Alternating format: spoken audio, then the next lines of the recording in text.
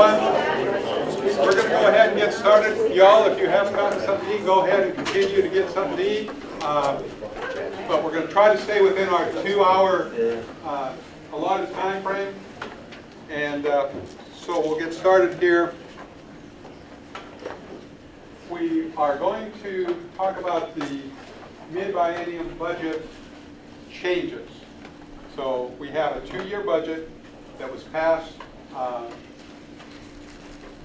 in July, a year ago, basically. And so we now, after knowing, we made some assumptions for that 2-year budget. Now with the year almost elapsed, the 2019 fiscal year, we know more information so we can adjust the budget appropriately, and we know more information going into 2020 so we can make adjustments there. So what we're doing today are recommending adjustments to the 2019-2020 budget. Ms. Taylor just came in, so we'll wait. Well, I appreciate it. How y'all doing? What I had with y'all, with a little package that I gave you, are some corrections, some typo corrections, some number corrections, some things that we left off. I want to apologize to Al Davis and to David Thornton. We originally left them off the list on the title page, so we added them back. So anything you see highlighted in yellow was a correction. If it's not highlighted in yellow, then it's the same as it is in your original document.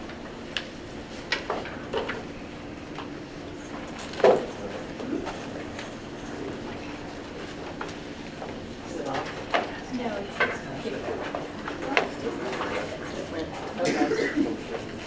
it works. Try the other arrow. Is it on? Yes, it is. Okay, there we go. All right, so what we're going to do today, I'm going to give you a brief overview of 2018, because in order to understand what we're doing and the corrections we're making in 2019, we have to know what happened in 2018. So I'm briefly going to go over 2018. Then we're going to get into the 2019-2020 mid-biennium recommendations. And then we're going to go over capital improvements, the capital improvement plan, some of the major projects that we are recommending in the capital improvement plan. We've made some changes, some substitutions based on the realities that we found in the last year. I'm going to go over some of the general items. Penny Smith, our finance director, is going to go over the revenue projections and the borrowing. And Megan McGowan, assistant city manager, is going to go over the capital improvement part of the presentation.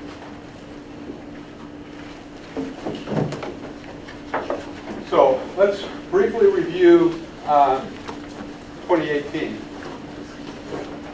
And as I've said in the monthly financial reports that I keep sending you, we are in a strong financial position.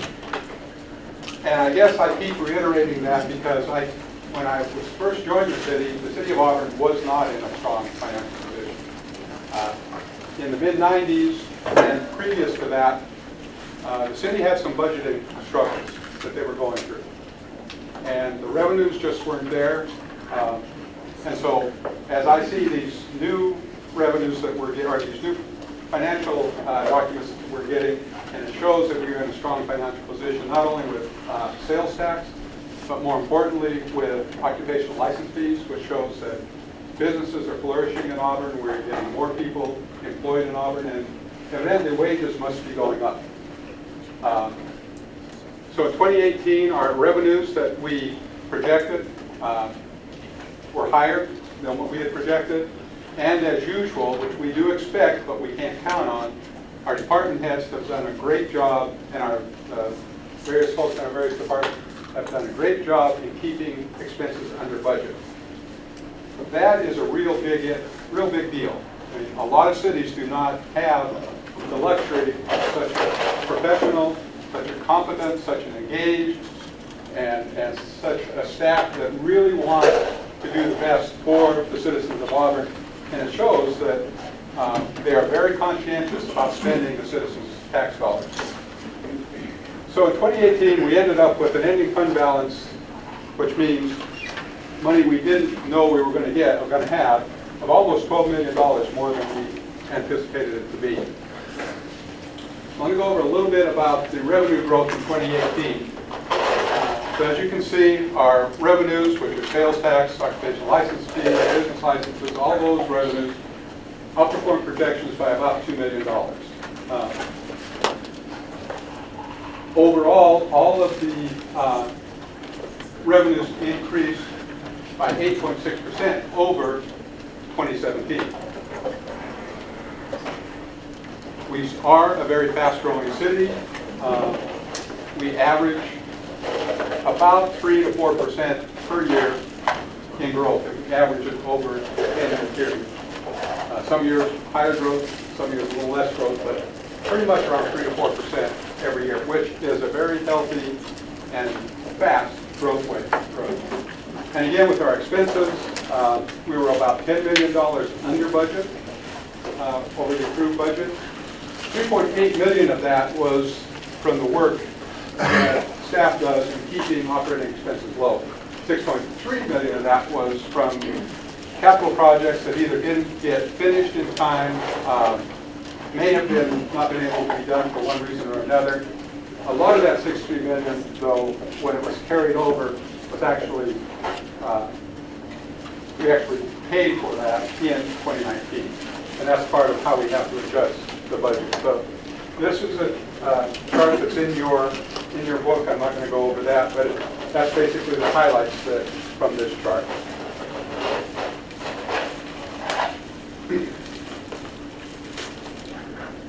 One of the complexities of a government budget is that while the general fund is budgeted fiscal year to year, capital projects are looked at over a 6-year period.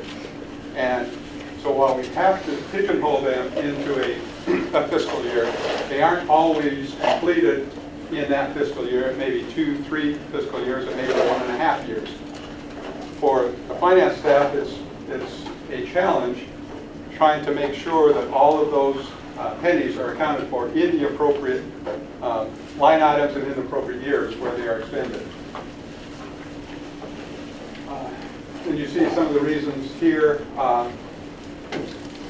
So in 2018, our projects and equipment approached $15.3 million, which was about $6.3 million less, as I said, than expected. And as I said, the majority of that unspent capital budget, of that unspent $6.3 million, was carried over to 19, and most, but not all of it, was spent in 19. An important thing that we look at all the time for us managing the budget is our ending fund balance, or what's called the net ending fund balance, NEFB. That's this number down here. This percentage of the net ending fund balance.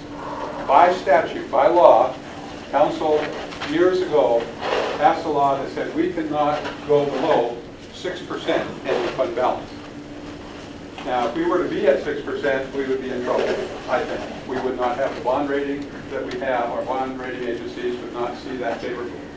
Staff has always kept to, for all the time I've been here, that we want to try to maintain a net ending fund balance of 25%. Council has always maintained, from the time I've been here, that they would like to see a net ending fund balance of 20%. This is a moving target. As things carry over, as you see, the net ending fund balance can grow to way beyond what it should be. We aren't a bank, so if we're collecting taxpayer money, it should be for a good reason. We have a use for it. And so some cities, you will see that they may have 100% of budget in their net ending fund balance. Our philosophy is, just as I said, if we have the money, we should be, if we're collecting it from the taxpayer, we should have a reason to spend it and not be a bank to collect it. If we did have a net ending fund balance of 100%, we could probably raise our bond rating. Now, we are as high as we're probably going to get, given how we are so dependent on sales tax, unless we did something dramatic, like become a bank and start hoarding the money.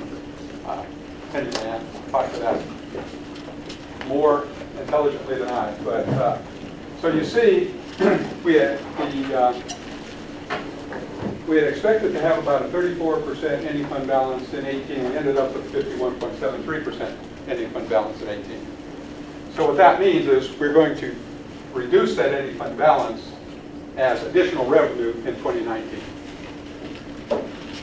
So let me go over really quickly here before I turn it over to Kenny.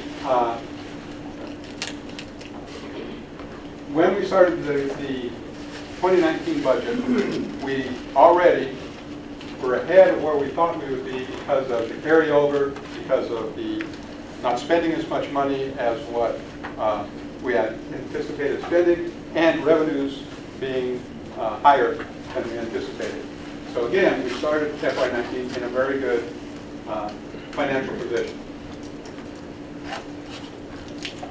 I'm not going to read all this to you. Since we passed the 2-year budget, or even if you passed a 1-year budget, it's really the same concept. We passed the budget in the previous fiscal year. So in 2018, July of 2018, we passed the 2019 budget. And we don't have audited figures at that time, but we can only assume what's going to happen. And our assumptions are usually on the conservative side. We want to assume that our revenues are not going to be as robust as they might eventually be. And we want to make sure that our expenditures are kept where they are supposed to be, or, with luck, lower. And that's what happened.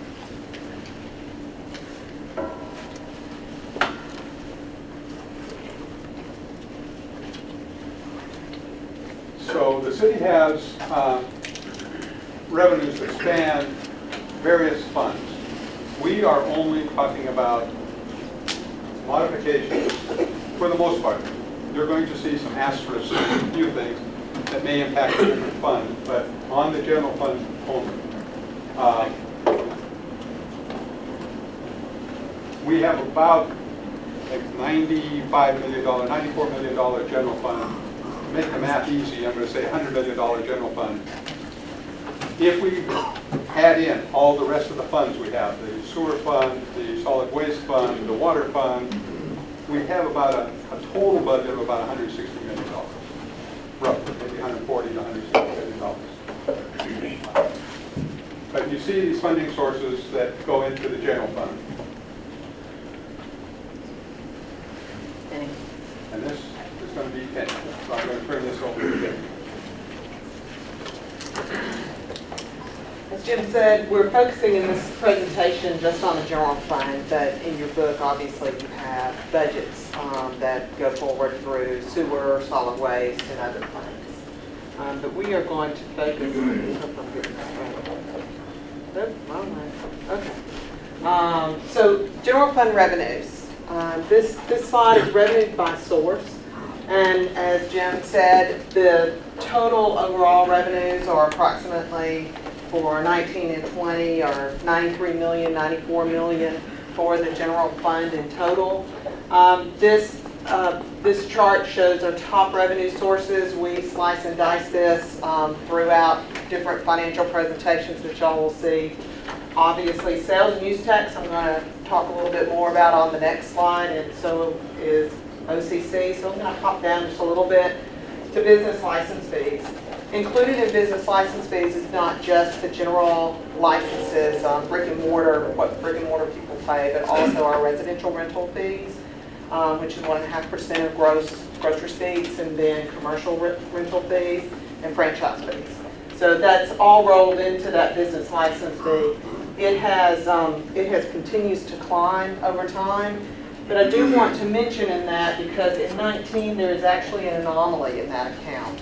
So when the council approved the policy change to move residential rental from an annual fee to be paid at the time of business licenses due to a quarterly fee. So within this year, because that started in January, we will not only see the annual income that we would normally see from 2018, we will also see those first 3 quarters actually will be in 19. So this number is a little higher than it would normally be because of that anomaly, because all of that will be included into 19. I hope I can explain that a little bit better or show some charts if y'all want.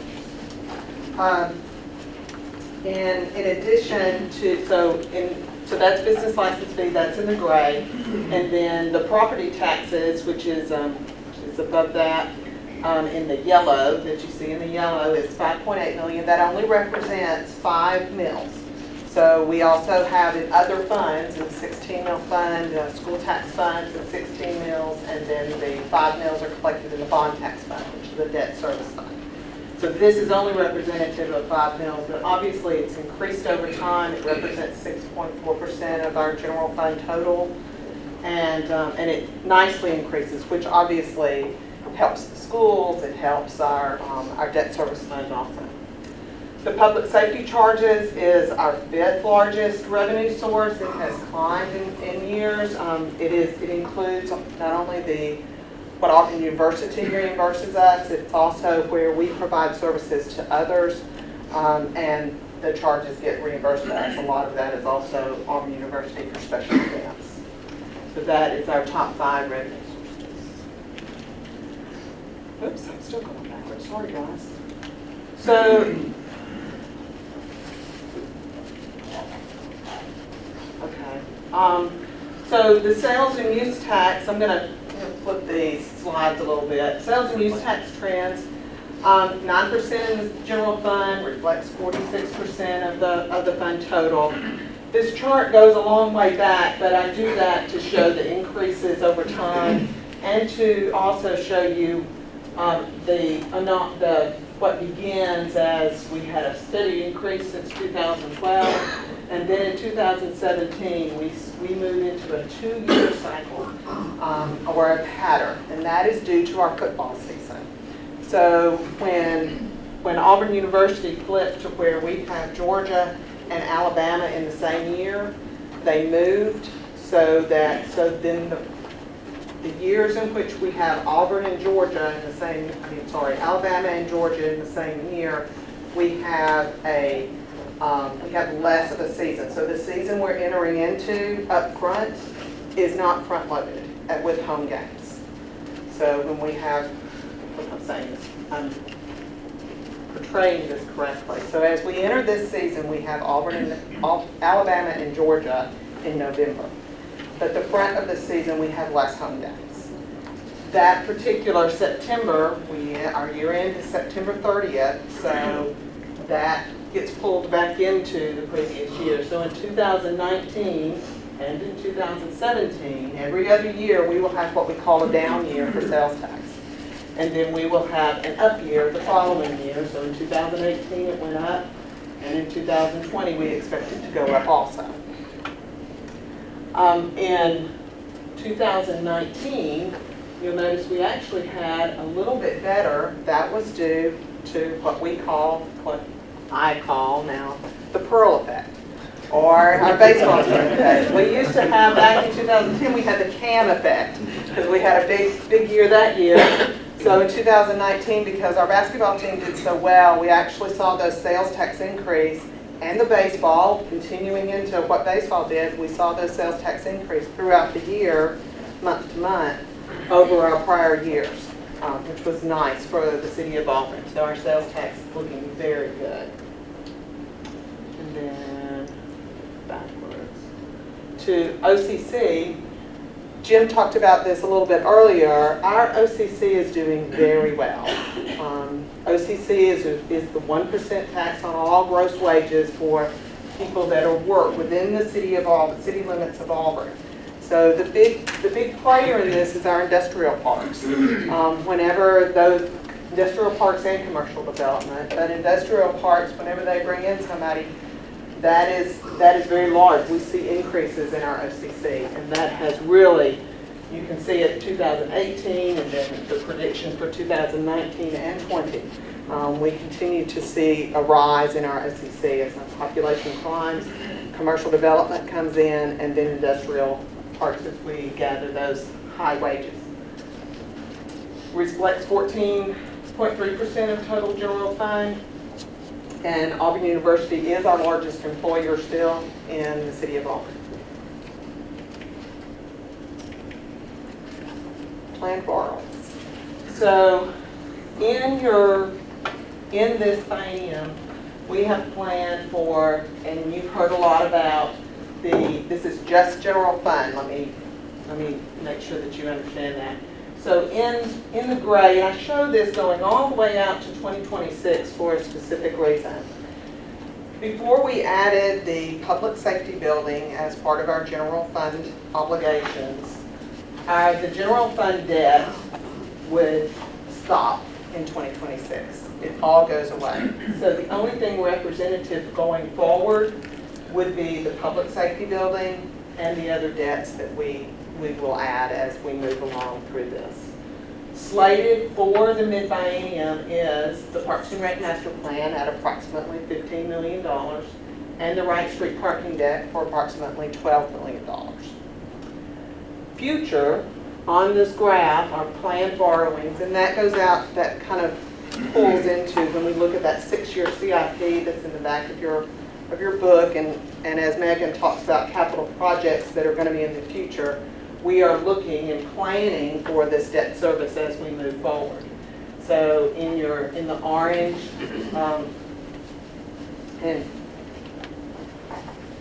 the orange is the 12 million and the 15 million. Then there's 30 million, which would include the second phase of the Parks and Rec and other project infrastructures for about 30 million in blue. And then the green is on out there with the Parks and Rec, another phase of Parks and Rec out there for 12 million. So that is our general fund debt as we move forward. So we plan for things to make sure that as we do projections and stuff that we have this in our. Do you all have any questions for Penny on the revenue portion? I do, real quick.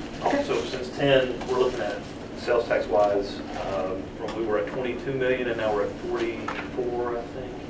In your opinion, or whatever the number is, but it's about, in your opinion, is that good compared to our growth? Does that show us being healthy? Our business Absolutely. Okay. Sales tax continues to rise.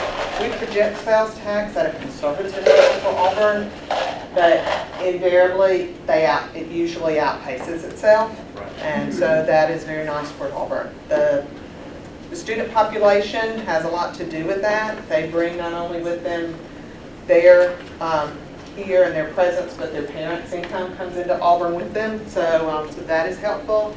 Our rise in population across board is helpful for our sales and use tax.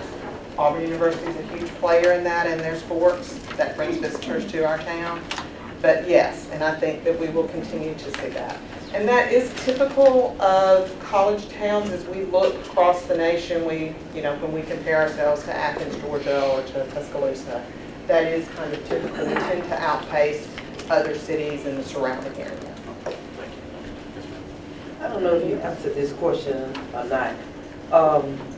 Did you say that if a person works in Auburn, they have to pay Auburn city tax regardless of where they live at? Correct. That is correct. Do they still have to pay their city tax where they live at?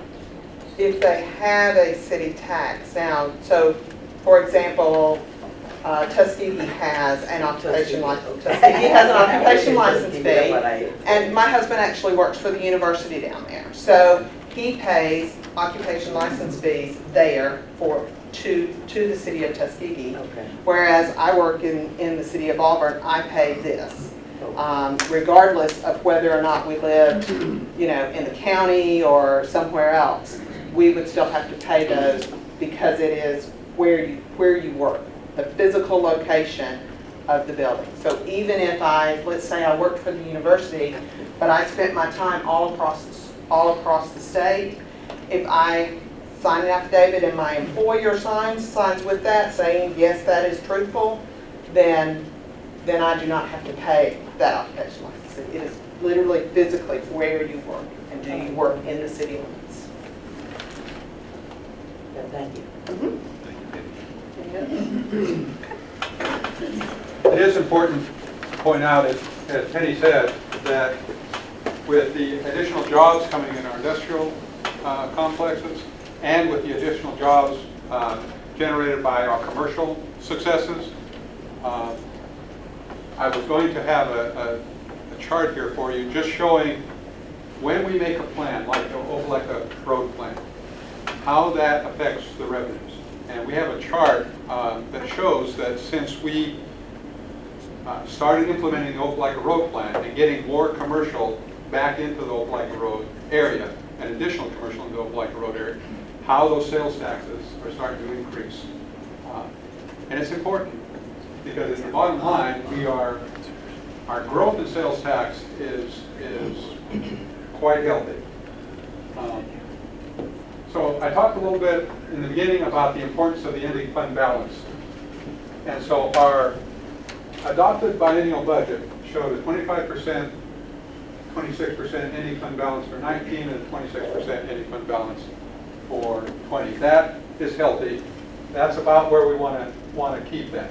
However, with the additional revenues, with the carryover and everything, we are projecting an ending fund balance of about 39% for FY 2019. Now, normally, I would want to reduce that a little bit, but for right now, I think this is a very good position to be because in about a month, a little less than a month, we will have the rating agencies here looking at us to set our bond rating for the school borrowing that was just passed by the citizenry. They put a lot of store in how much reserves we have available to us should something happen.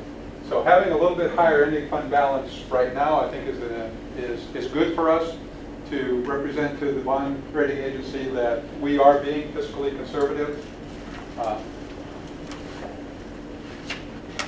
So and you see what those numbers equate to, what that 38% or 26% numbers equate to. This is just a little bit more about what I talked about the net ending fund balance. And again, why we should, I believe we should keep them where they are. I fully expect that in 2020, this is going to go up. I don't anticipate nor would I want it to decrease. But I expect that just like in previous years, that will go up. Now, part of that has to do with capital projects that we may have put on the books and for some reason or other we aren't being able to get them completed either in the allotted time or because they do span years.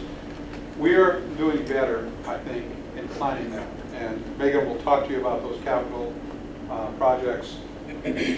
But I think one of the things we haven't done well over the years, we've overpromised and underdelivered as far as capital projects go. What we want to do, if anything, is we want to make sure that what we promise we deliver, but if we had to make a mistake, I would rather underpromise and overdeliver than overpromise and underdeliver. And I still want to keep those numbers, those ratios, right about where they are. So personal services, it is personal services, but it refers to what normally we would call personnel services. So personal is the way the budgeting folks refer to personnel. So one of the things that I have included in the budget for FY 2020 is a 3% COLA. We included it in the 2019 budget. I specifically did not include it in the 2020 budget because I wanted to wait to see if our revenues would be sufficient to allow us to do that. They are, and so I am recommending it is about a $1.17 million expenditure to the general fund. And I'm recommending 6 new positions. We had 19 positions requested. One of these positions you have already approved, that's the Public Safety School Resource Officer. That came to you with an agreement with Auburn City Schools, so you've already approved that one.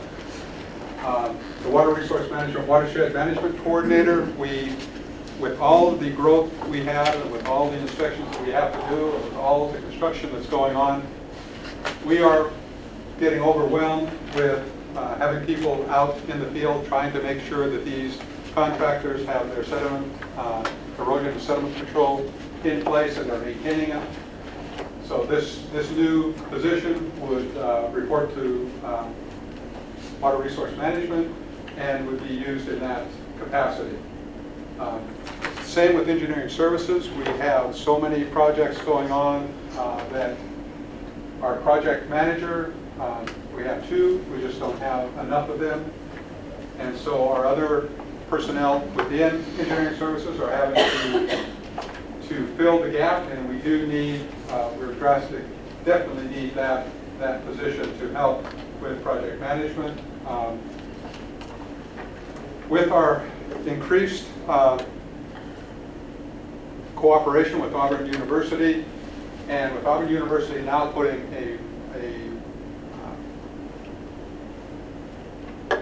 I don't know what you call it, more of a focus on their technology part, and trying to make sure that with the research that is coming out of the university, that if these startup companies, these technology companies, one, they have an idea and they want to see if that idea is going to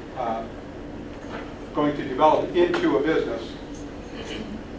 They want to have some mechanism, some way that we as the city can partner with them in helping these businesses, these small businesses, these entrepreneurial people to stay in Auburn instead of having to locate out, going to the what they call it, the research triangle in North Carolina, or going to those type of things. Auburn is trying to generate its own technology center here in Auburn, and this position would be one of the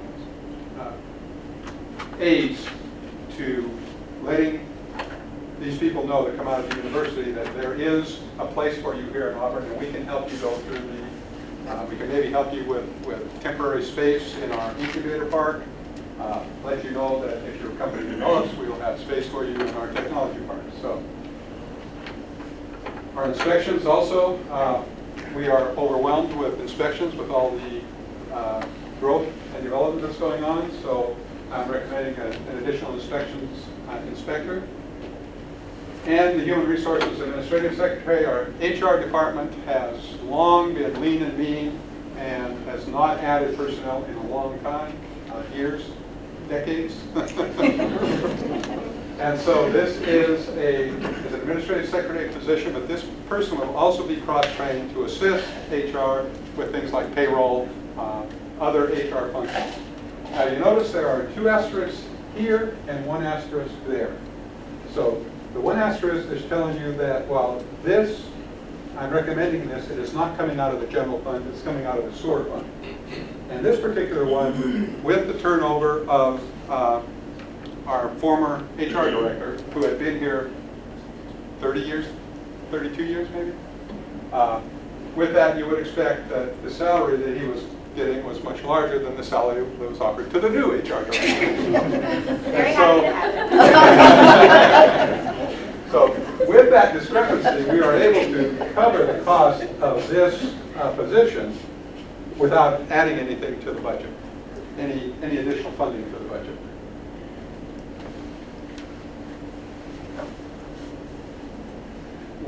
Another indicator, not only for the rating agencies, but just to, at least for us, to keep in check how much of the taxpayer money we are using just for personnel services is the ratio that we have of what our total cost expenditures are for personnel as opposed to our total expenditures in the general fund. We have always said that we want to keep this at around 50%. That is a healthy, from my perspective, that is a healthy ratio to have. Most cities, most governments, this number is 70% or above. In Auburn, we've always tried to keep it lower. We pay our employees well. but we don't over add employees. We don't just throw employees at a problem. Many cities just keep adding more and more employees as opposed to looking at solutions to the actual problem. And I think we also make sure that we hire very employees that are very well suited to the position. And it is a competitive process. It's a very competitive process. The employees that are here can all be proud that they all went through the same hiring process, had to compete with a very, very strong group of candidates. And they are the strongest of the strong that came out of the competitive process. And that allows us to keep these ratios.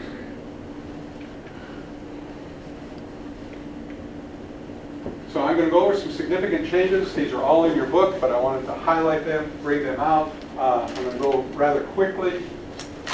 Megan is going to touch on some of these as well, but I just wanted to highlight these and talk specifically about a couple of them. But about a little less than $600,000 for streetscape traffic improvements, different projects. Megan, we'll talk a little bit about that. The $400,000 for the skate park, you all have already approved that. $200,000 of which will come back from Opelika. Our HR staff periodically goes through and looks at how many people are going to be retiring, looks at their amount of sick leave, those are eligible for annual leave payout, looks at what that liability is, and should they retire, we want to have the funding available there that if they were to all go at one time and we were going to pay that out, we would have enough there to cover that.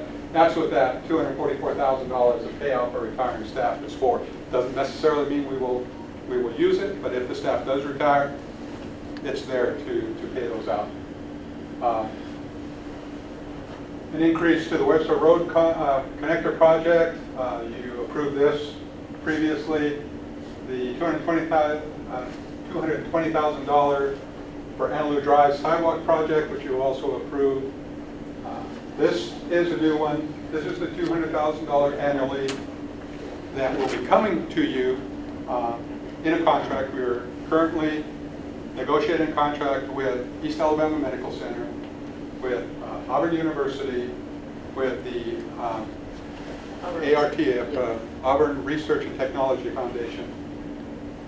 We're very close with that contract. We thought we had it, but Auburn University had a few changes they want made, and now it looks like they're not going to want those changes made. But we will be bringing that to you possibly on August 6th at your first meeting, if not on the second meeting in August. But this is our, Auburn University has asked us for $2 million to help fund the infrastructure needed to locate EAMC's Emergency Medical Center here in Auburn or on the Auburn campus.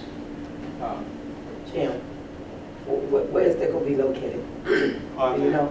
Yes, the Auburn Technology Park right off of Shigjury. East Alabama, East University. And Shigjury. Mid-Biennium entrance. Camp Auburn Road. So if you know where on campus there's a road called Camp Auburn Road. I don't know if you know where that is. There's so many roads in Auburn. Right, that's right. But it is right along what was called Camp Auburn Road. Jim, is that the same as the ER that was? That is the discussed? ER, Okay. yes. Oh, Yeah. okay. That's the ER facility that will be located here. Now, what the contract said, they wanted $2 million from us. I think that is a big hit financially to our budget. And so what I asked that they would be amenable to is $200,000 a year for 10 years. That means they upfront the money to build. We then pay them back over 10 years. They were amenable to that, and I think that is our best. Our economic development staff did a financial evaluation, figuring in how much OCC we would get. Now, obviously, these are doctors and nurses that would be working here. Their salaries are fairly high. There also is in here a $50,000 a year fee in lieu of taxes that we will be charging them. Then there's the sales tax, minimal, but at least you figure that in. And what we came up with was our revenues, what we expect revenues from this facility located here would be a little over $200,000 a year.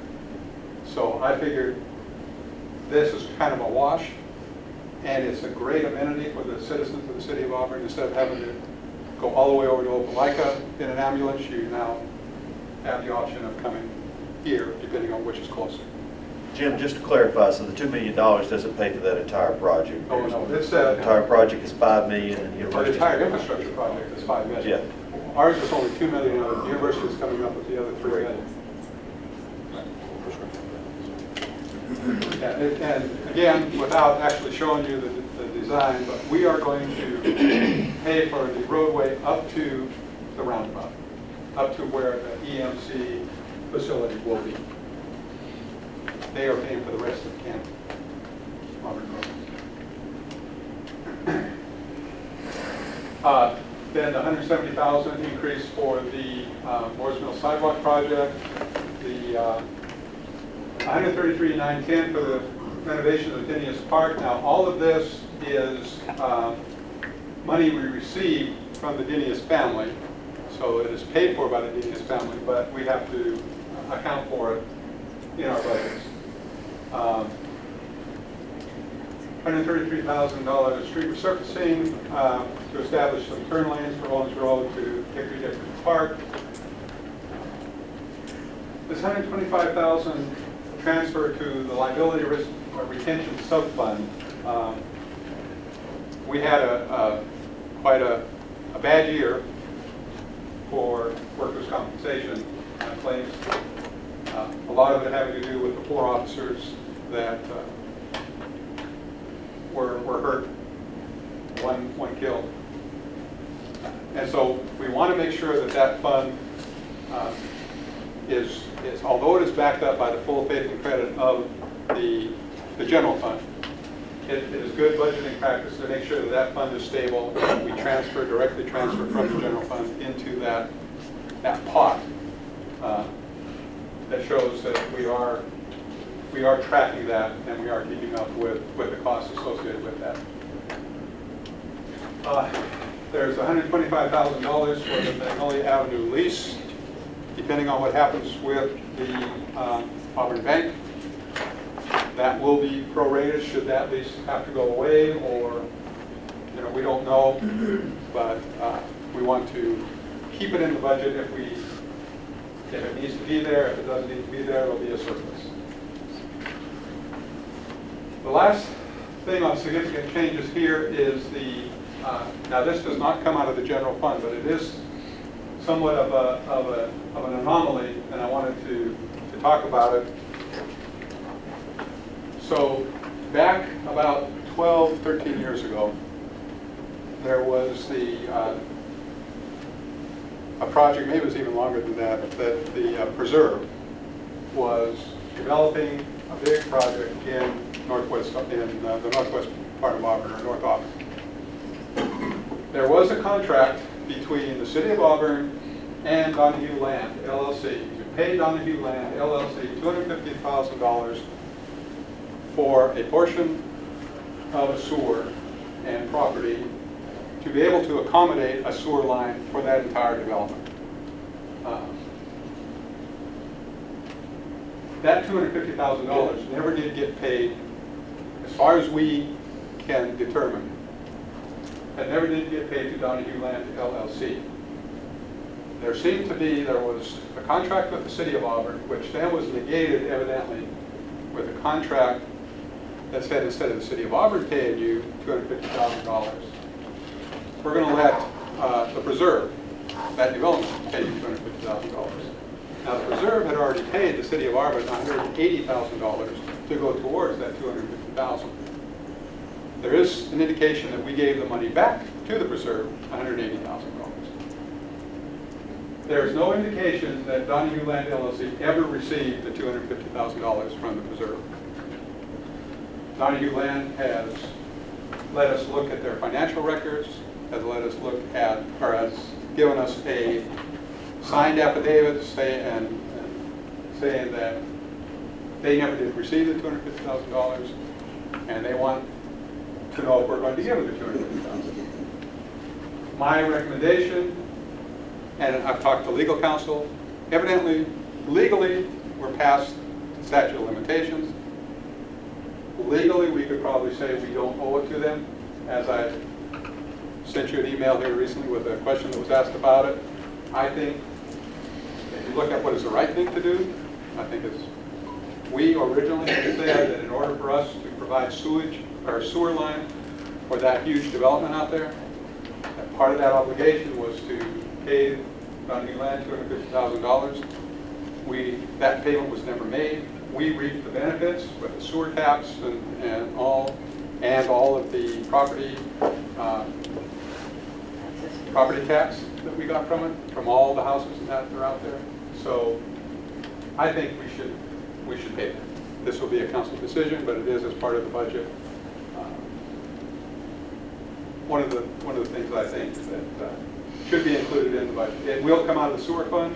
The sewer fund has plenty of capacity to handle that. That is not a problem for the sewer fund. It does not come out of general fund.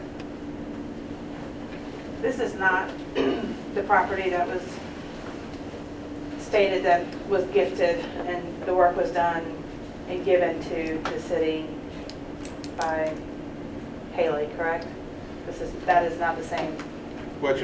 Remember, Haley came and stated he had put in and done and did the work to put in the sewer system? So he did do the work to put in a sewer system, but he was paid for that. So, and that's another part of this project that's a little bit confusing. I can't really understand what happened. He actually built the rest of the sewer line, but he was going to do that, I think, as part of this project. For some reason, it was stopped because it never did go out to bid.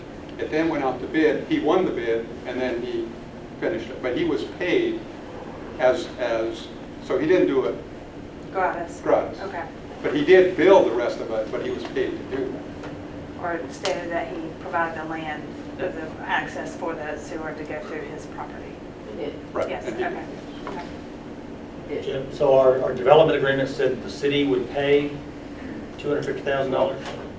We had a previous agreement with Donahue Land, signed agreement, we have copies, that said city will pay Donahue Land $250,000.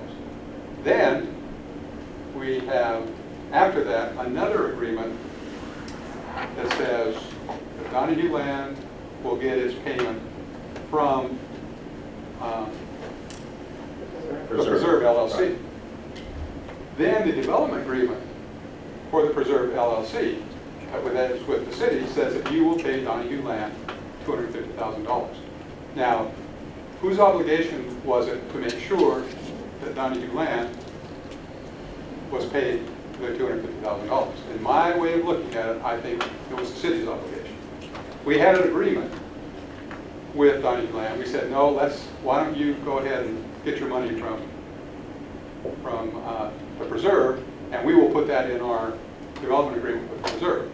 Now, the Preserve is defunct. That particular corporation, all but one of the principals is dead.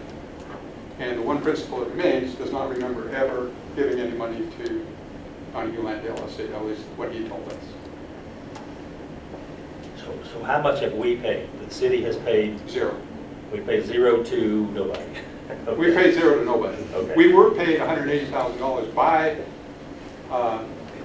the Preserve LLC to pay Donahue Land. We gave that check back. Okay. But in the development agreement, it said, our final development agreement with Preserve said that we would cover that cost. No, final development agreement with the Preserve said the Preserve would cover that cost. But then, from my perspective, is should we have been the one to make sure that the Preserve, because it's the agreement with us and the Preserve that they would give Donahue Land $250,000, should have been our obligation to make sure that the Preserve did that. So why did we give $180,000 back to the Preserve? Because the Preserve was then supposed to, I don't know.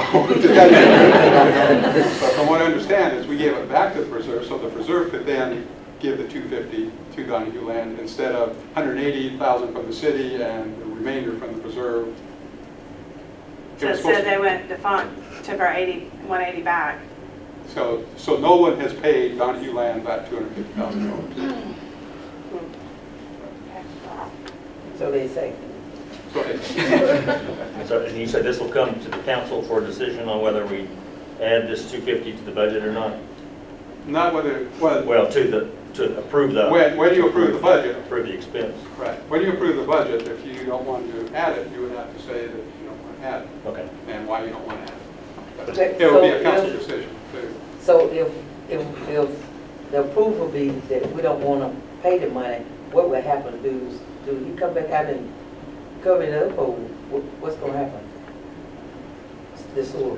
We're talking about I sewer. don't know. I mean, Oh, okay. Sewer, we already own. the sewer, we already have it. Oh, That's okay. already there. So the two, well, what would happen if we didn't pay the money? I just put it that way. That, I mean, probably another lawsuit. You say you're gonna get served? Oh, really? Somebody missed?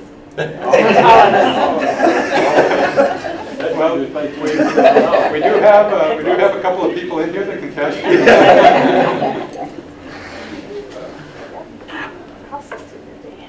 It's really. Real quick, one last question on that. If we had done the project ourselves, is that a pretty fair estimate of how much it would cost us for $1 million to do the sewer lines? Yeah, you want to? It costs much more than that. We Sure. contributed over $900,000 to the sewer line. This was and to be very fair, Donahue Land also contributed direct cash to the first section. We call this the North Auburn Regional Gravity Sewer, and they built first section and made a contribution toward it. And what happened in this exchange is we have everything leading up to an exchange may have happened, but we don't have in writing anywhere that they ever got their money. We continue to receive. Right.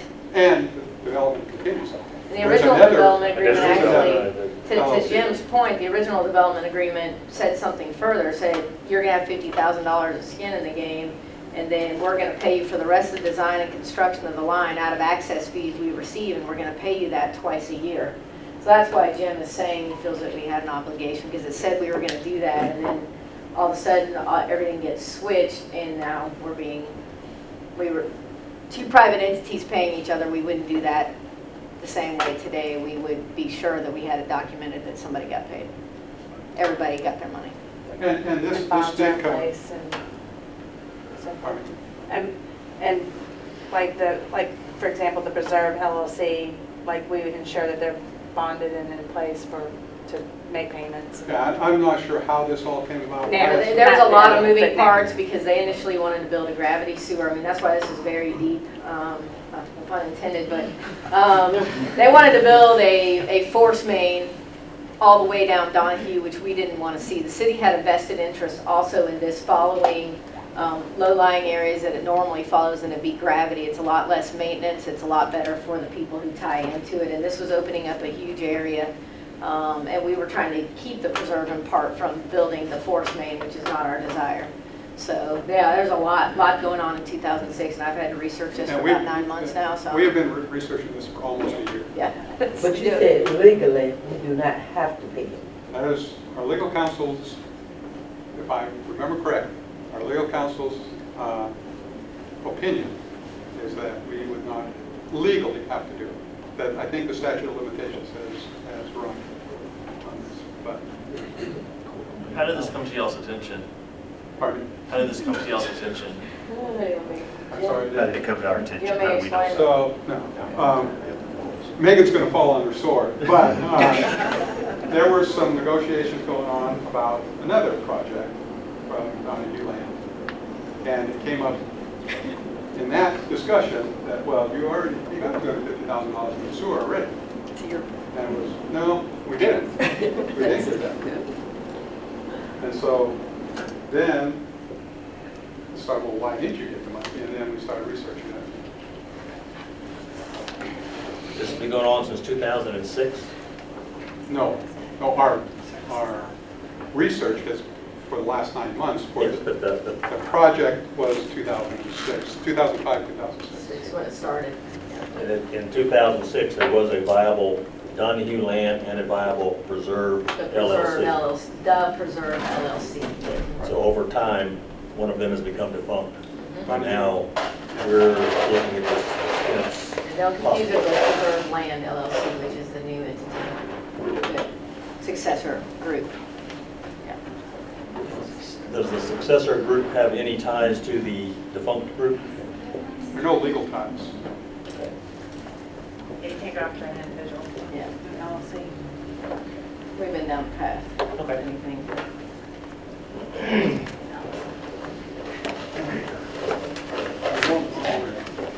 He's on the 20. Okay, now, 20, some of this is repeated, just again, some of the same stuff. We are adding $500,000 for additional pumper. The pumper that we have right now is not reliable, and we want to replace it with a new one. Again, we want to transfer, we are a self-insured entity, so our employee self-insurance fund, we want to shore that up. Want to transfer $500,000 into that. Same reason we're having our costs, our insurance costs are skyrocketing. Want to add some money for replacement lights, fields 8, 9, 10. This was part of that ongoing project to replace the lighting in the fields. Now, it seems like when lightning strikes something and damages it, do we not have insurance for those types of? We do, but it depends on the cost. Okay. Because we're self-insured, so our deductible is very high. We will pay to a certain point. Now, Even on casualty, we're self-insured? oh, no, what do you Or mean? like, casualty meaning like, well, not casualty in the human sense, but property damage. We're self-insured for property damage? To a certain extent. Do you know what our deductible is? I do not, Jim, but I can, if you give me a minute, I can text Darcy and find out. We just, because we reduce the amount of money we have to pay to our catastrophic insurance, the insurance company that backs us up, we have a very large deductible. So many things may not fall, smaller things. I think we stopped insuring even vehicles. Just ones. Yeah, the big vehicles we insure, like fire trucks and stuff, but just the cars are that we don't. So. Premium's much higher than just paying for the loss. Sure. They're insured for human life. Okay, two more, I'm supposed to go here. All right, we do have a lot of projects. We need some way to better coordinate the projects, and we need it done on a citywide level, not on individual department levels. So we are asking for $250,000 for project management software. Staff is very anxious to get this implemented because it will help with a lot of the reports, with a lot of the data, and it's a lot of the information I can supply to the council. This is again the same thing as every year, so this is in 20, so the $200,000 annually for 10 years. We're adding $200,000 increase to the Boykin Community Center Renovations Project. Megan will talk a little bit about that. This is very expensive. Pool grates. When I first saw that number, I thought, that is very expensive. There is another more expensive option. And Becky, I think these are plastic. They could be metal, and metal would be almost twice as expensive as that. 3 times as expensive. But the grates that we have, We did look at Drake Pool and the possibility of taking the grates out of Drake Pool, but they wouldn't fit. So we did look at that option. and the ones that we have now are deteriorating to the point where they're becoming dangerous for the swimmers. Then we have an increase of $163,000 for the Cox Road, Fire Road Roundabout. 1.4 million of that, 1.5 million is paid for by, that's our match for that.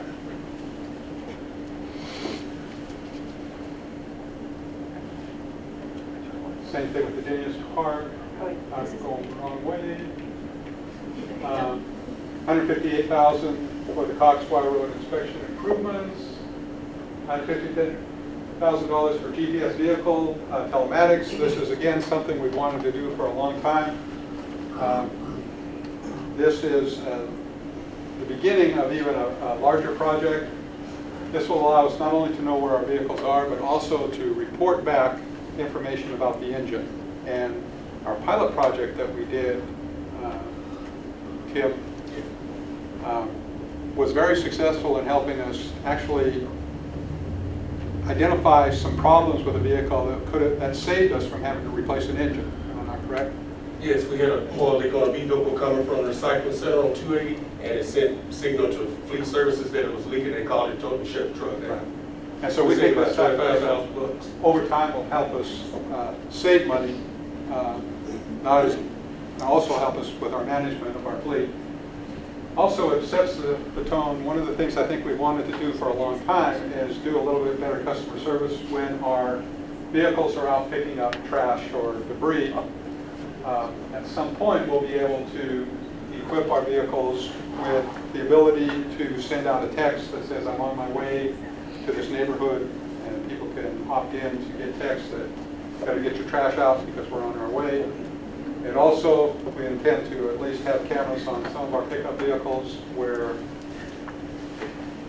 staff, our management will be able to see if staff is picking up the trash or not. At times we get complaints that I put out my trash but you didn't pick it up. Our staff will say, hey, when I went by, it was not out. This is another verification way. And I would like to see every one of our trash carts have RFID tags on them. I think as we get the technology in the vehicles that can weigh the cart as it's dumped, we can start showing from our perspective, neighborhood by neighborhood, how much trash is being picked up. Maybe help guide them more towards recycling as opposed to just throwing trash away. Now, on my street is maybe 6 recycling bins there. And I don't think they get, not even one get full. So can we report that so that we can, maybe if somebody else don't have a recycling, they're using it more? Or do y'all just want it to be like that because you got a trash bin there? No, people have to opt in to get the recycling. They had to ask for the recycling. Well, I think we got too many because they don't be used. I mean, I'm just suggesting, just in case somebody doesn't need one. We got one. We got probably four on my street that don't even just be used like that. Now, a lot of people don't recycle enough to put out the cart every time. A lot of people might only put out the cart once a month, once every 2 weeks or something. Now, once the students get there, they may be used more. So, but right now they're not being. But carts were put out at the request of the homeowner. Because I ain't requesting that. I needed to ask another question too about the Cox Road. I saw something on there about Cox Road. I saw something about a roundabout on Cox Road. So they're getting ready to put one where on Cox Road? We're going to get to that. Where timing? Where timing? When they first dropped it up, we had horse and buggies around this. You mention it every year, but don't look for it no time soon. Maybe we'll go over that. She's got some slides to show that. Okay. I think they just have to get at me every year. Just a few. Long time. Okay, my last slide here, I do want to bring up our healthcare costs. Again, we are self-insured, but we have a catastrophic healthcare, our health insurance provider, and we have to pay premiums to that provider, and those premiums are going up. Now, we have tried to keep the healthcare costs for employees as low as we can, but I am recommending that we add a 7% increase in premium cost to the employee. Now, you heard me say that 3% COLA, 7% increase in healthcare. Now, I want to show you what that means because that sounds like I'm not being straight up. But So here's a little chart. These are the grades and steps. We have no significant number of people lower than grade 5, step 10 in our pay scale. And where the significant number of people higher than that are in grade 9, step 10. And this is just the steps and grades between the two. So the COLA increase for someone at our lowest pay level would be about 51 cents per hour. The 7% increase in health and dental care for the single person, if it was just single coverage, would be 3 cents. If you had family coverage, it would be 16 cents. So you see the net gain to the employee would be 48 cents if you were just a single covered healthcare employee, and 35% if you covered, 35 cents if you covered. And that's a per hour cost. And so that the chart is the same all the way down. So in fact, it is a benefit to the employee, not as much as if we just ate the 7%, but we haven't increased premiums significantly. This is not necessarily a significant premium, but we have to start catching up with what it's costing us to provide that health care, what it's costing the city, the taxpayer. So I am recommending that. In your appendix, and this is the first time we've ever done this, going back, Penny reminded me, we've probably never done this in a budget at all, but it's everything in the two appendices you have, 19 and 20, all the changes. The ones that are decreases are in parentheses, the increases are without parentheses. So I'm just bringing that to your attention. I'd like to thank you for that too, for that chart inclusion. It was very helpful. I'm going to turn it over. I have a question on COLA. I know that, 2007, probably during the recession, there wasn't a COLA. And last year, was last year the first time we've had one back since? Okay, so how many years, so was there a COLA before that? I'm just trying to figure out how. The city had given a COLA every single year up until 2007 or 8. Okay. Was it, do you remember? Well, So, anyway. but we had given a COLA every single year till the recession hit, and then we stopped the COLA. Now, We stopped it, yeah, earlier than that. Yeah, Just trying to gauge how many more years, what's the, but we brought it back and, yeah, just trying to see how far behind on certain grade scale. well, we what are. happened was, and what happened was we got very far behind. Yeah. When we looked at, we had a study done, HR did a study, brought in a consultant to look at the pay scale for the city, for our Auburn employees as opposed to the Auburn area in general and the surrounding area. And we found we had fallen significantly. Our goal is not to be paying being the highest payer, or even be at 100% of what the highest payer is. What we want to be is 80% of the market. We feel that if we pay at 80% of what's available in the market, there are other benefits to being an employee of the city of Auburn, as opposed to somebody who's a contractor over here. The stability of your employment is more assured as an employee of the city, whereas contractor, when it's done, you're done, and you don't know if you're going to find another place. Now you're going to make more money over there. But so we don't look at trying to pay what a contractor pays. Now that is a problem for us, because on those jobs where we rely on people with that skill set, they'd much rather go get the higher salary if they are, thinking in that term. So we do find it a little bit difficult to recruit, and especially if we haven't kept up trying to be at that 80% level. I guess my question is, are we taking good care of our employees? Yes. Benefit-wise, with the COLA? With the COLA. And I think it would be a big mistake not to get a COLA. I agree. Particularly when you keep our personnel costs kept low. Exactly. And those numbers, all those numbers I showed you, all those percentages include everything we're recommending here. Everything is recommended, those are percentages. So all that is approved, those are percentages that would come out of that. Thank you. All right, see if I can balance this clicker. All right, I have to put your seatbelts on because we have a lot to go over and I need to keep schedule moving, so I'm going to touch on a number of things that the city manager did, but a couple of quick things. Page 25, the capital outlay is kind of where we're getting started. We reorganized and recategorized from when we delivered this to you, and you have those changes. And then page 33, we start the capital improvement program, and what you see, and what I want to touch on that's a big deal is that 2019 actual spending on capital projects, and this is all funds, not just general fund, this could be borrowing, this could be sewer fund, water fund, etc., is about 39 million. And if Allison and Scott can get it done, we're going to spend about 66 million in 20. And so there's no pressure, Scott and Allison.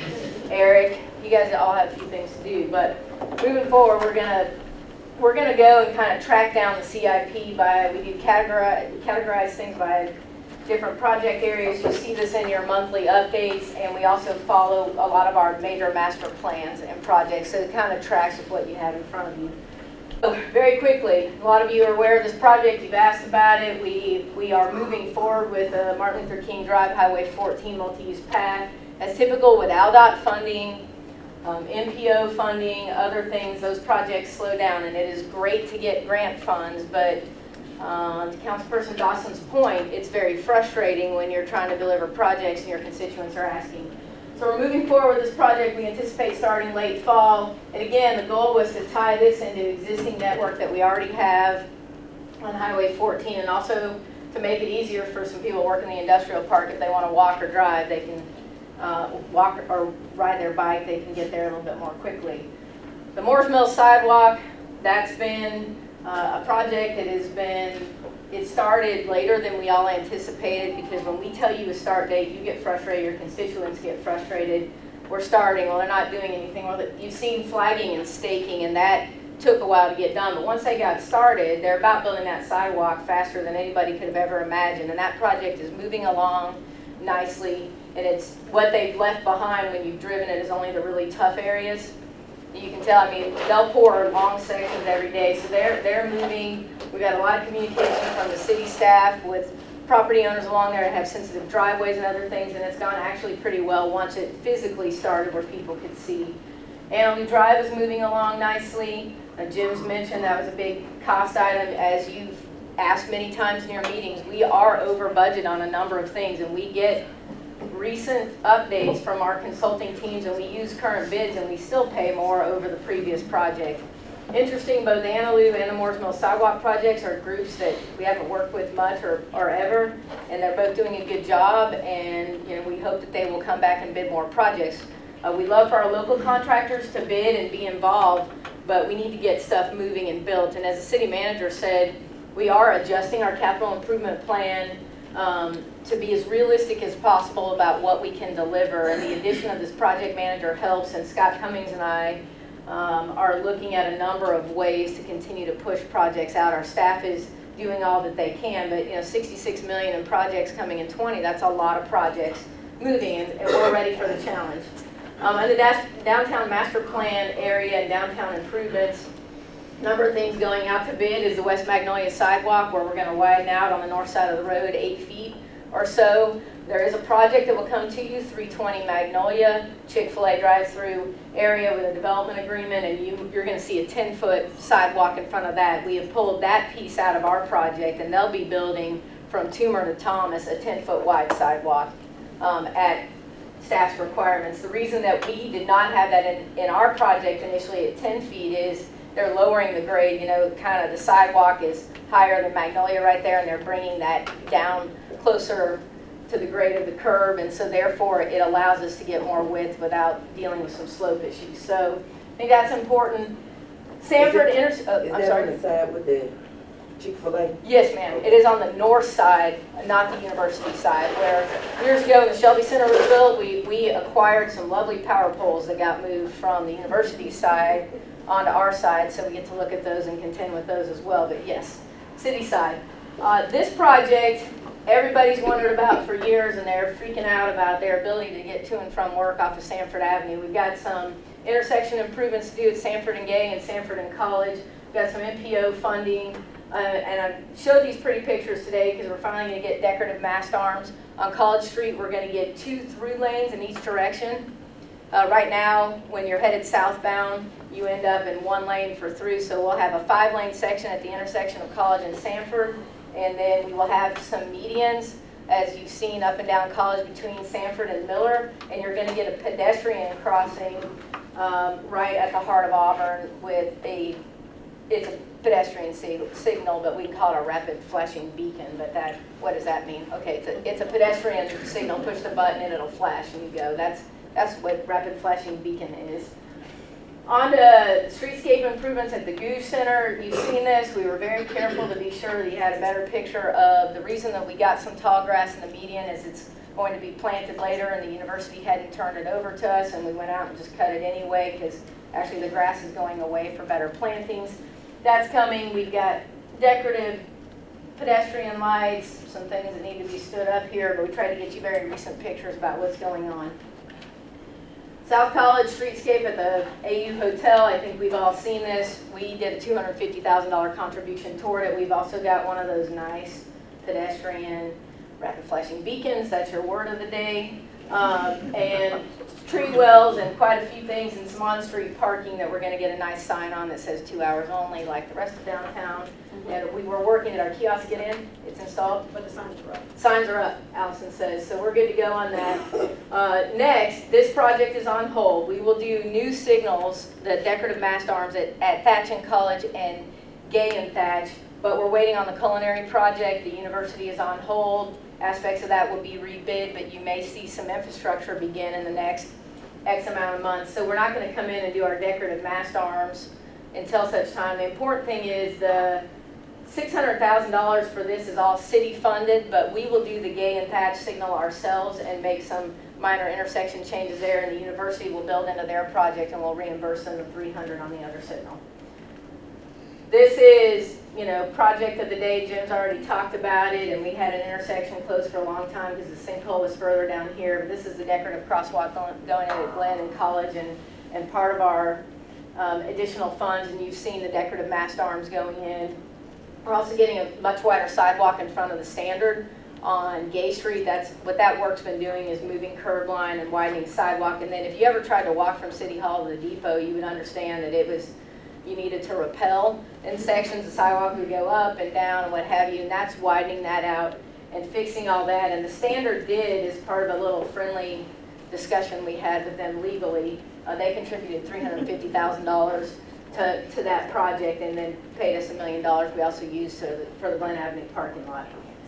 Moving forward in the implementation of parking, my favorite topic of the day is the Wright Street parking deck. Let me just ask one question for you. Yes, ma'am. Leave the other side.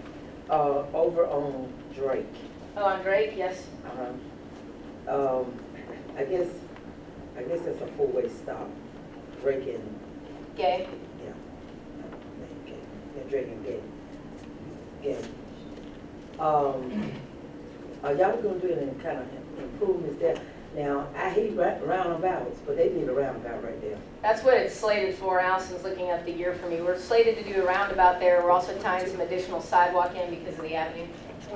22. I knew it wasn't 21, but it's 22. Because the capital improvement plan is a 6-year plan. We're talking about 19 and 20 right now. We can answer your questions about 21 and beyond, but you'll see 21 and 22 become a lot more real next summer when we're in the biennial budget process, because we are setting the tone, but it is slated in the next, so 3 years, in the next 3-year cycle, we'll be moving forward with that project. Okay, so we'll go back to this. We started the Wright Street parking deck process. This is 191 College, this is Wright Street, this is some of the drainage. You guys approved this project in early June, the bid for this, and we needed to get some of this work done this summer before 191 College got open. We're also tying some sidewalk in at Regions Bank and making it a little wider at their driveway, and again in preparation for a wider sidewalk and tying to our own project. The Downtown Design Review Committee yesterday got their first look at the Wright Street parking deck, and we're 80% complete on the plans for that. We'll be out to bid in the early fall.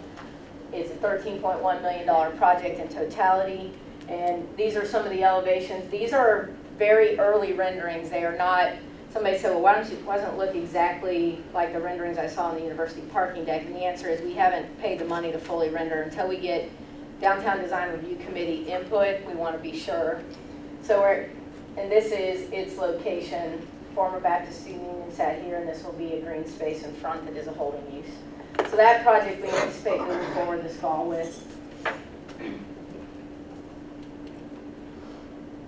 What happened to the rest of my slides? Oh, there's one that's stuck in there. Okay. I don't know where that. Okay. There we go. Renew Opelika Road. It was a review. It was just, I was going to review for you. That's all right. It's all good. Flashing beacon. Yeah, the flashing, I wanted to remind you how pretty this section of Opelika Road would be. And we moved this up in the capital improvement plan because of Twin Cities / the Midtown development. And in my career as an economic developer and city administrator, I never thought we'd get 14 acres redeveloped on Opelika Road in this location ever. So we moved this project up because we need to really fix Opelika Road in this area. So a lot of you have been in public meetings and things. We are going to do a median in the middle. This is the Midtown project right now, and Niffers is Right there. right here. You see these turnouts and things, and that's so you can flip a U-E. People going back to the U-Haul won't be able to get their trucks around if we don't do this. You see some of these on 280, but we're not planning to be like 9 lanes or anything, but you can see that there. I think an important thing, we're spending another $1.5 million on this. When bids come in, I anticipate it could be more. We're getting sidewalks on at least on the south side. The north side is bidded as an alternate because we're worried about price, and we want to have that discussion with you when we get there. We'll be piping ditch though, Allison, right? No matter what. I think what's important in Renew Opelika Road is to begin to look. Since 2011, when we started the process of the incentive program and we began a planning endeavor, we've invested $7.6 million before we get to this in Opelika Road, and we've had over $51 million since that time in private investment in Opelika Road. That's a lot. I'm very proud of that. And then in 2011, we saw our revenue go down on Opelika Road for a long time. It hit rock bottom in 14 at $6.5 million for occupational license fees, business licenses, and sales and use tax. In 2018, we've rebounded. We're back up to $8.2 million. And I think another important thing is we've received over $7 million in taxes from the 15 Renew Opelika Road tax sharing incentive program entities out there, and we've only rebated about $1.67 million back to them. So I think we're getting good bang for our buck out there, and we're doing a lot of things. In 20, we have a few more projects on the horizon. We're trying to spend $1 million a year on Opelika Road, but that costs are escalating, and so that's been bumping up a little bit. To Northwest Auburn neighborhood plan projects. Quickly, we've all heard plenty about the medical clinic going at Boykin, and we are getting closer and closer to getting out to bid and being under construction with that. We say June of 2020, we think it will likely finish in the middle of the spring semester, but as the School of Pharmacy ramps up for it, they're obviously not going to ramp up in the middle of the semester, so we'll see what happens. We have major facade work to do at Boykin. Right now, we've got a lot of single pane glass. This is our single highest energy cost facility in the city by a long shot. We have single pane glass and air conditioning challenges. And so we will be doing a new facade at Boykin that would be brick and glass, double pane, energy efficient. It will look better, but it's brick. It's not going to be metal panels. It's going to be a nice looking facade. So part of that goes on with pharmacy. We have we call it 2A and 2B, which will happen pretty close together. And part of it will go on in the phase 2B because we've got to wrap around the building. We're also redoing parking there. We need to gain parking and we need to circulate it better. And then we've got minor interior improvements that we need to do in some awnings and walkways and other things that we'll be getting to. Very important project. Sidewalks and lighting in Northwest Auburn. We methodically put money in the budget on an annual basis to make sure that we are blanketing the area with needed improvements. To date, we've done some sidewalk work, Pleasant Avenue, Councilperson Taylor has mentioned quite a few times. That's kind of what you're seeing here. We're also working on ADA improvements on Boykin Street and Foster Street. We're going to be under design for Slaughter and Darden and Stubb and Carver. Coming up, we've done lighting on Boykin and Spencer, and so we're moving forward, and every year you'll see money for those things. Park improvements, and again, Park improvements fall in the Northwest Auburn plan, but they also fall citywide, so depends. We put some money toward park improvements. Becky's been real generous and has used some of her operating money to make sure out of the capital improvement money. That's why you've got this caveat where she's funded out of her budget, operating budget, and then a donation account for therapeutics. The bocce ball courts at Martin Luther King, we did a basketball court at Sam Harris Park, and the pedestrian bridge is yet to be installed, but you guys have seen that. Now to public safety. We like to talk about our public safety building. It's moving along nicely. You've seen this picture in a different slide. The brick is going on and moving along. I want to talk and a little bit focus about, make sure that Bill doesn't give me the stink eye. End of October is when the building's going to be turned over, which means likely in November the move begins. It also means likely early January is when we have the first council meeting in that building. It might be December, but most likely January. And to continue on with that, I think it's important that we understand there's a phase 2 to the process, and that's why this finishes in March. Right now, the existing police building, council chambers, courtroom is here. That's got to be torn down, and then we've got to build this parking, and I think most of you are aware of that. On the back of what's Public Safety Administration or former library, we have a really big city meeting room in there we used to use for committee of the whole years ago, and Public Safety uses it for training. That room's being renovated, and we're doing ADA improvements to the bathrooms. And we have another project that's not listed here. Engineering services will move into the front portion of the building, but we will have a much bigger space than this that is ready to go. That's part of phase 2 of that process. Oop, I flashed too fast. This one you wanted to go past. All right, just kidding. This is the exact location of fire station number 6. We are in the process of acquiring the property. You're likely to see that on an upcoming agenda when the documents get signed. Any news on that, Bill? Or are we still in progress? We're reviewing the draft agreement. Yeah, it's been verbally agreed to. This is the site. This is Farmville Road. Donahue's over here. This is Miracle Road, and this is the Woodward Oaks or Burt property development. And I can't speak to whether or not they're going to try to relocate this piece of Miracle Road, but regardless, there'll be a road here. So fire station number 6 is slated to go there. And remember, in 2020, we're going to do the design and programmatic things, and in 2021, because that's getting off the page, and we will do construction. That's a $3.4 million construction plus a $500,000 pumper truck plus $1 million in operations when we open an annual operations for that fire station. So just FYI on that. To the Parks and Recreation and Culture Master Plan, you already saw the library outdoor classroom, but Chris and Dan Ballard worked hard on a very pretty drawing over here. It gives you a little better of an idea of what's going on. You saw that at one of your last meetings. Denny's Park, we've talked a few times today about this. You get something that looks like crayons in here because this is one of the latest sketches about it's a nature playground, and Becky's been educating me on a nature playground. But you have pavilion, dog park, restrooms, nature playground, walking trails, and maybe some small urban orchard that's not yet listed on here. You may get there.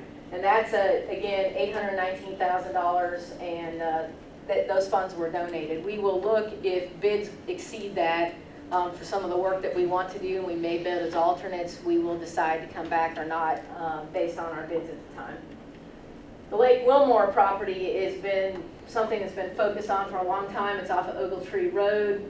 That right now is slated to be a $9.9 million project, but our consultants are telling us it's $12.7 million.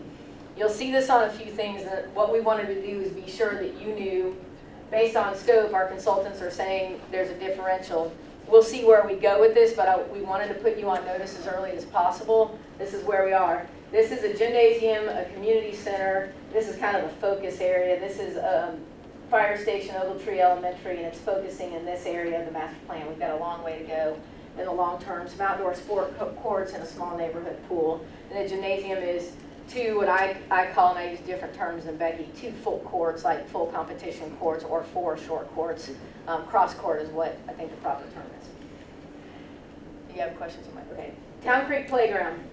Inclusive playground. This is very important. This is something that we needed in the community for some time, and I wanted to orient everybody. It's easier on the zoom in. This is Wrights Mill Road and Janet Drive, and here it is. And if you want to look at all of Town Creek Park, that'll help you as well. But it's important to understand that it can accommodate different physical and mental disabilities, and there'll be something for everyone, and there'll be some pods of activity in the park, and it's a 1.9 or almost $2 million project. And that is slated to get going this fall as well. I know you like this rendering of the skate park. It's my favorite rendering in the whole thing, because that's just how it looks. That's the best that we've got. The skate park's going at Indian Pines. We did have a citizen ask a question this week.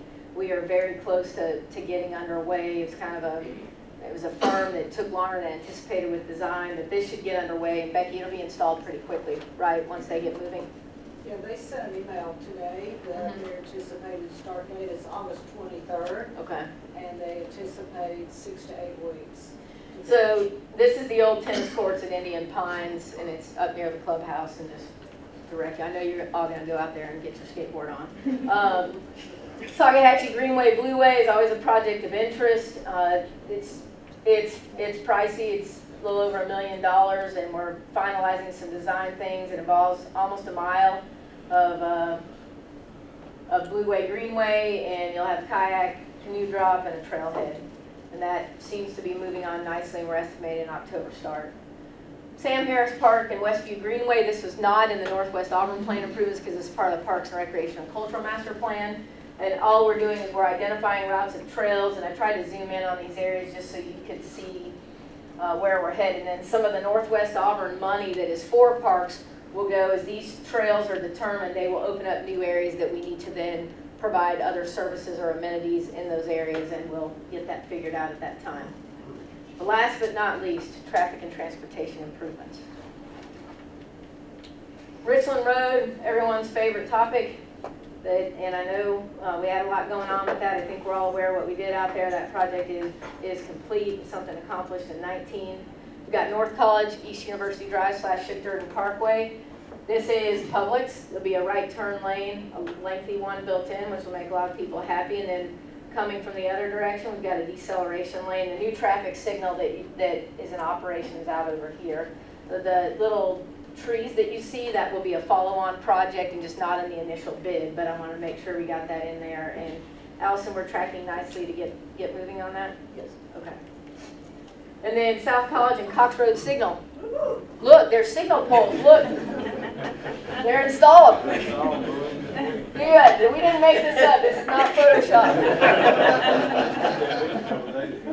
Yesterday, the drone was up there yesterday. Trust me, they just put them up. For this meeting. We are on it, I'm telling you. But they're up. They are up.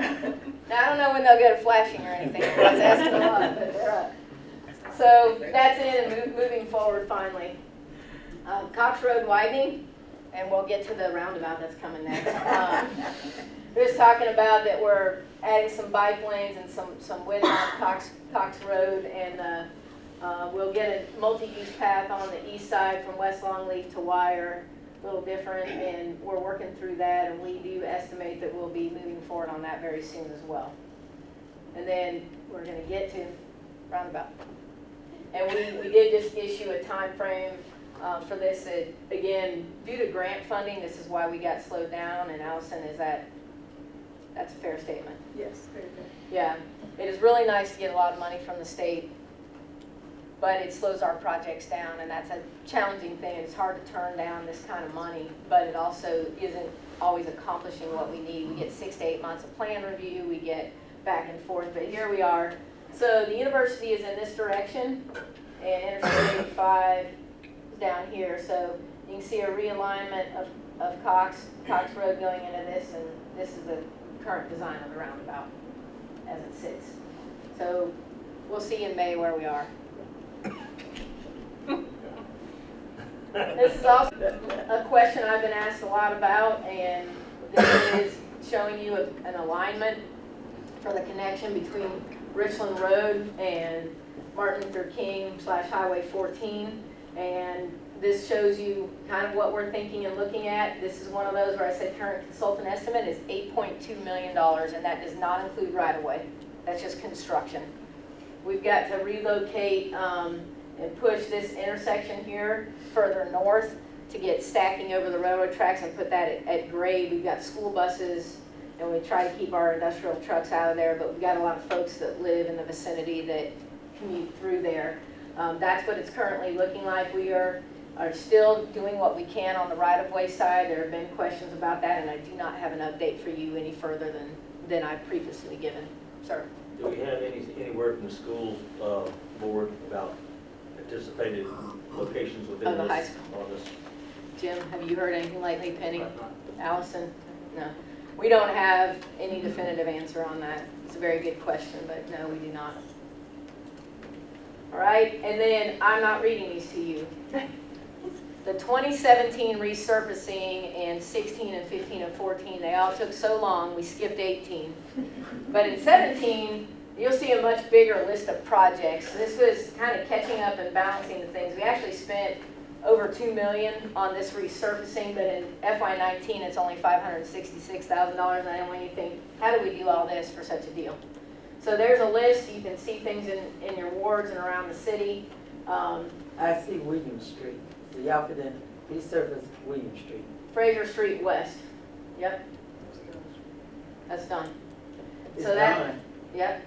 Huh? You say it's already done? No. Allison? Should be done. That 17 project. Yeah. Okay.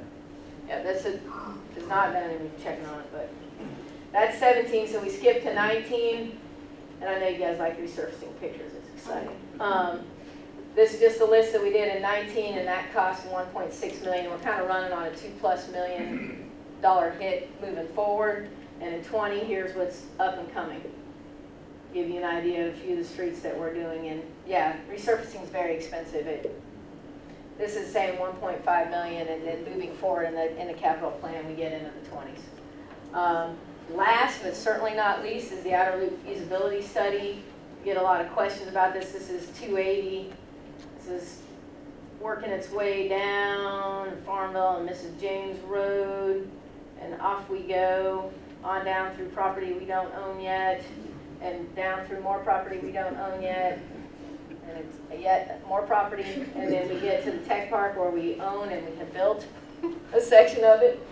I anticipate that we will see major activity in this vicinity coming up. We have given this drawing repeatedly to our federal delegation. We need federal help with this project, but Allison is proceeding.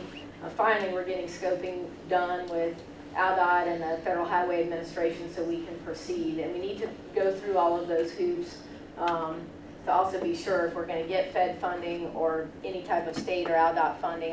This is an untold and undocumented yet expensive project. And I think you have survived the CIP.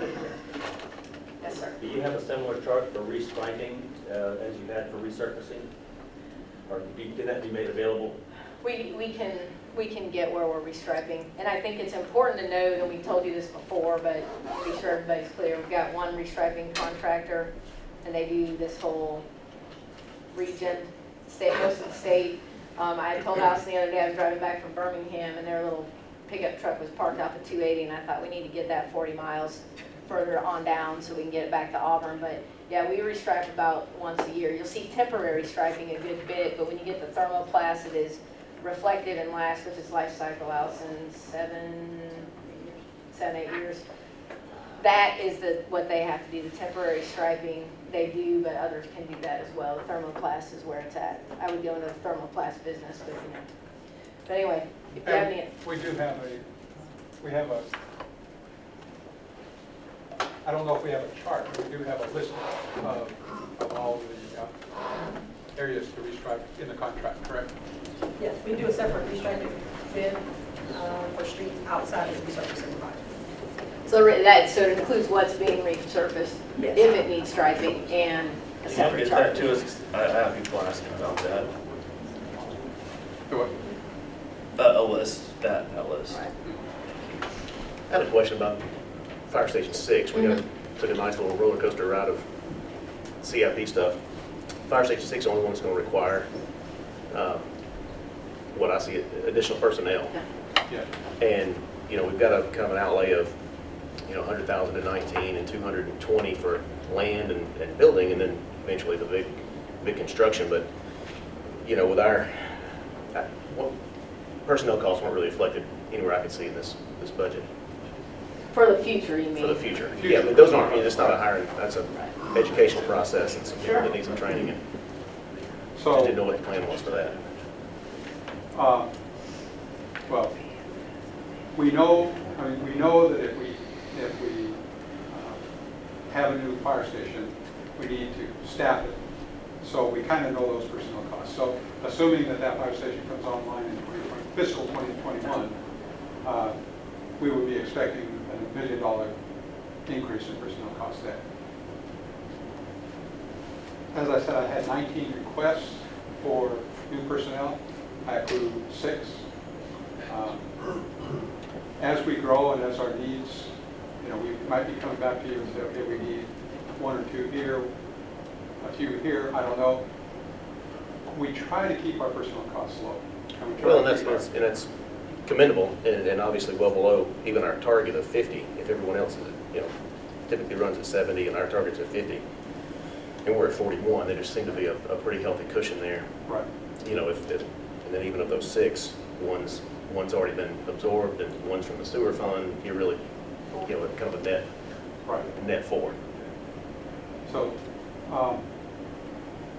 as we need employees, we will bring them to you, say, we need these. Employee costs are hard to determine, because at what point do we have another fire station? I mean, that may come on sooner than later, and that's another big employee cost. Sure. Especially if a big development out there on North Auburn goes through, at some point, that one fire station is not going to be enough for that many houses. Sure. So there'll be a second fire station. But yeah, it's hard to predict personnel costs. We can use what we have and predict it forward. And that's what we put in. So when we project out the ending fund balance and that for the next 6 years, we assume what our current personnel funding is, unless we know something like $1 million for the fire station. Was that the question? So there is $1 million allocated to additional personnel for the fire station? Not in this budget period. It will be in the 21-22 budget period, yes. Okay.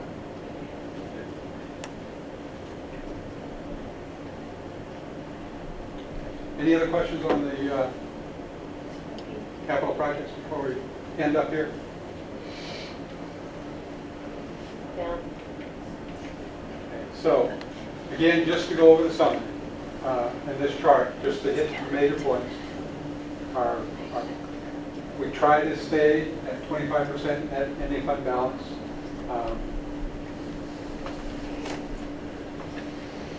We try to stay within our 50% personnel costs, but we need to have personnel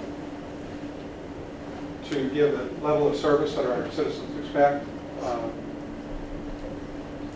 We are increasing capital investment, as shown, as I have shown, and as Megan has shown. And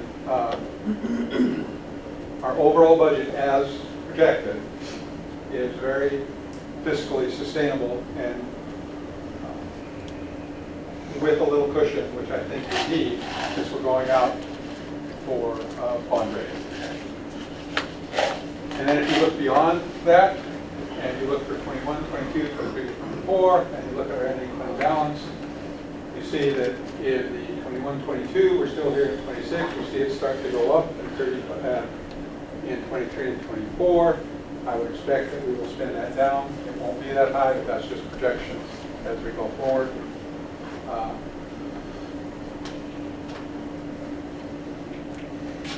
And any questions?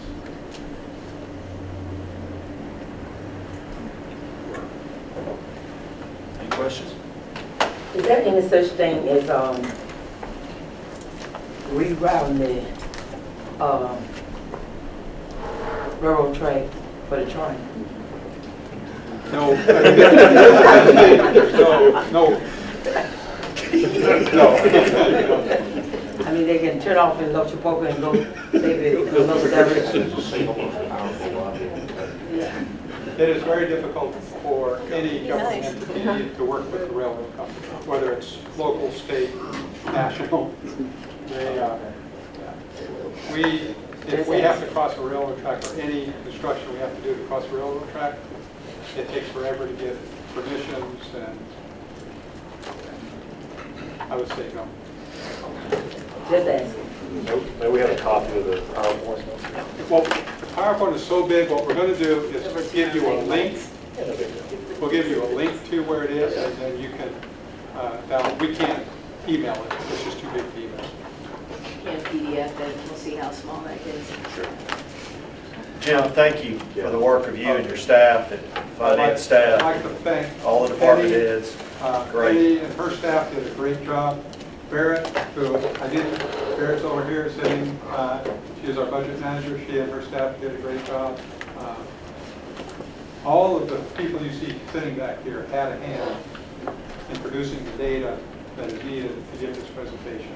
And so thanks to all of them. Absolutely. Thank you.